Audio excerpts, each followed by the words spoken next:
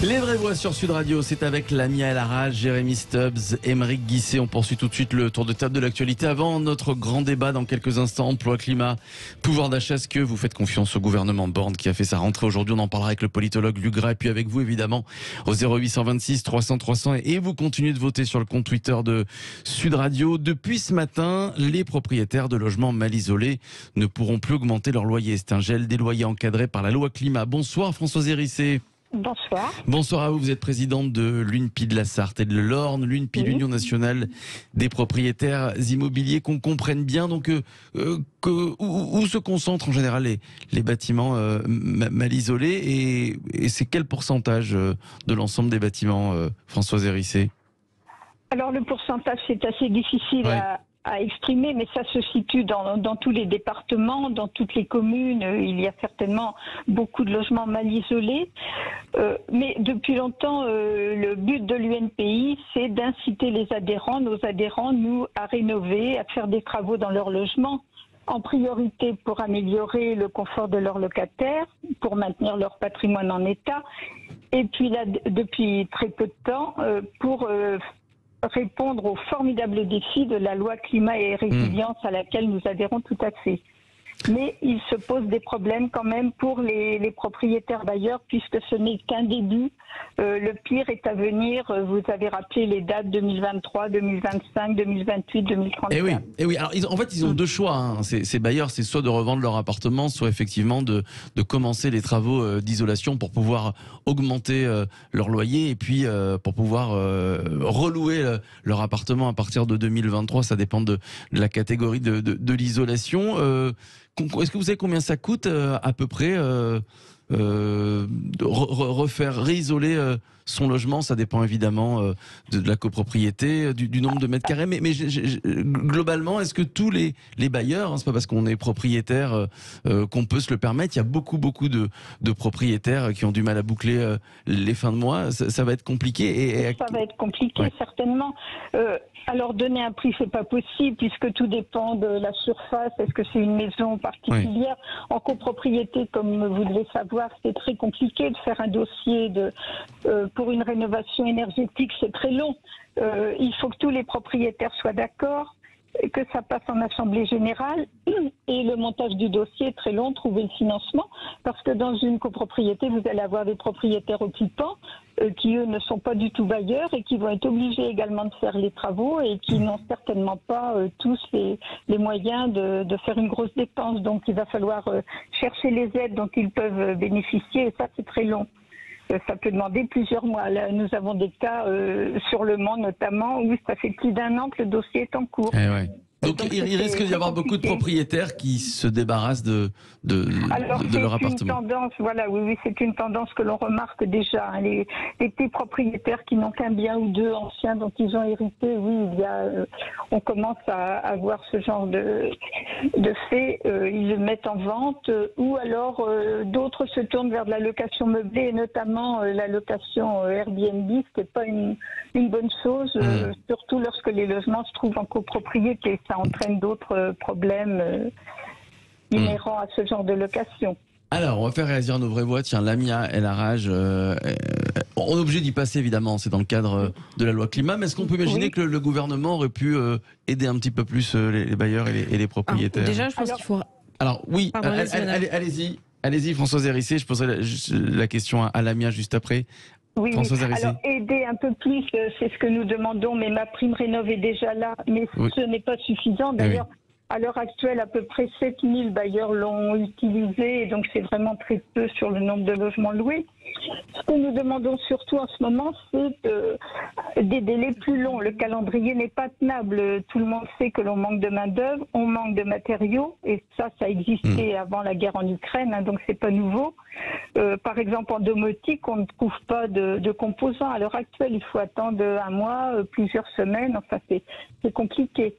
Et par ailleurs, l'outil de mesure, ce DPE, donc diagnostic de performance énergétique, n'est pas fiable, n'est toujours pas fiable. Et ça, l'UNPI, depuis le début, nous le dénonçons. Alors, nous l'avons signalé à Madame Wargon lorsqu'elle était ministre. Ce DPE avait été revu en novembre 2021, mais il n'est toujours pas fiable. et nous avons des résultats. Comment vous l'expliquez? Pourquoi il est pas fiable? Pourquoi on peut pas Alors parce que je pense que ça a été fait trop vite, puisqu'il fallait sortir la loi climat et résilience en février 2021. Donc il devait y avoir au départ des concertations avec les professionnels, avec les propriétaires et tout, ça n'a pas eu lieu. Cette loi est arrivée très vite et cet outil a été fait très très vite. Donc il n'est pas fiable. Par exemple, vous avez un logement qui est tout électrique, que vous ayez des radiateurs qui datent de 15 ans, ce qu'on appelle des grille-pains, ou que vous ayez mis récemment les derniers modèles, vous allez avoir le même classement.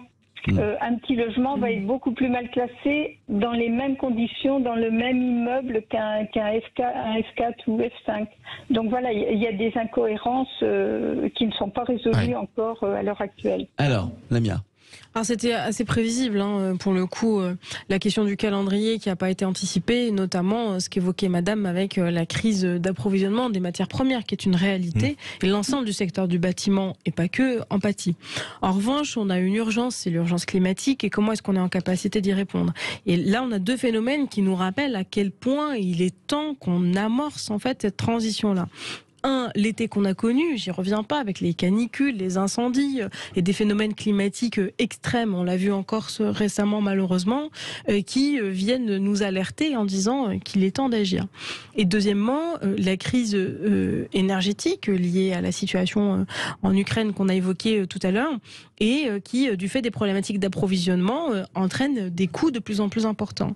Moi, je suis élue d'un arrondissement très populaire de Paris, le 20e arrondissement, où il y a des gens qui ont vu leur facture énergétique quadruplée en très peu de temps. Ils habitent pour beaucoup dans des quartiers très populaires, le long des maréchaux, avec des logements qui sont des passoires thermiques, pas ceux concernés actuellement par les rénovations, mais qui se retrouvent à payer 150, 200 euros de chauffage et d'électricité. C'est absolument intenable pour des familles modestes. Donc c'était important de le faire.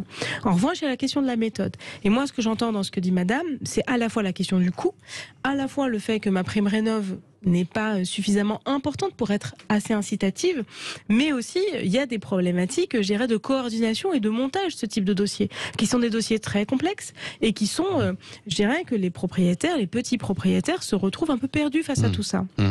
Il n'y a pas longtemps, j'étais à La Rochelle. J'aimerais juste parler de cette initiative qui existe au sein de la communauté de communes de La Rochelle.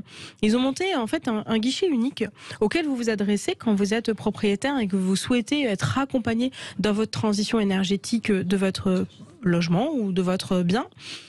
Ils vous envoient une équipe qui vous fait le diagnostic, qui derrière va se charger de vous dire quelles sont l'ensemble des aides auxquelles vous avez droit, de monter le dossier pour vous, et surtout derrière, ils ont labellisé tout un ensemble de professionnels du bâtiment qui sont habilités à faire ce genre de travaux.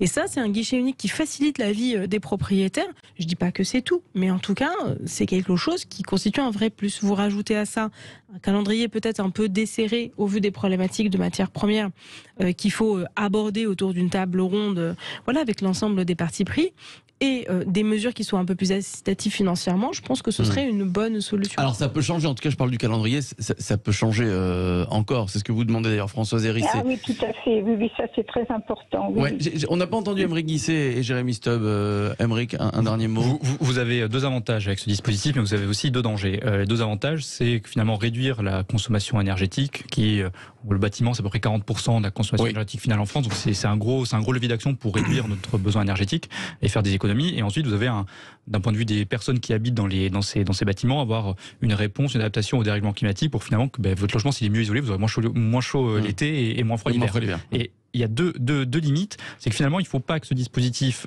accentue la crise du logement. Si finalement vous avez des logements à la location classique qui se transforment uniquement en Airbnb, vous allez aggraver la crise du logement qu'on connaît. Donc il y a toute une réflexion à faire sur la construction, la révision des PLU.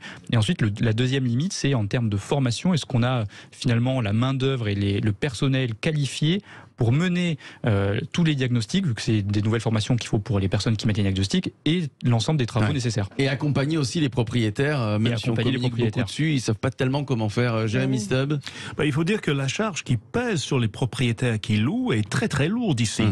Et ce n'est pas comme si les économies sur les dépenses en énergie allaient venir tout de suite, étant donné que le prix flambe. Ouais.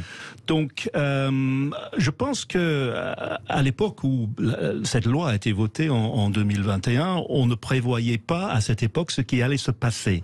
Donc, à mon avis, il vaut mieux que le gouvernement revoie sa copie. Je pense aussi. Françoise Hérissé, merci à vous. Merci pour vos éclairages, présidente de l'UNPI de la Sarthe et de l'Orne, l'Union nationale des propriétaires immobiliers. Dans quelques instants, notre grand débat. Pouvoir d'achat, emploi, climat. Faites-vous confiance au gouvernement Borne. Vous votez et vous nous appelez au 0826 300 300. À tout de suite.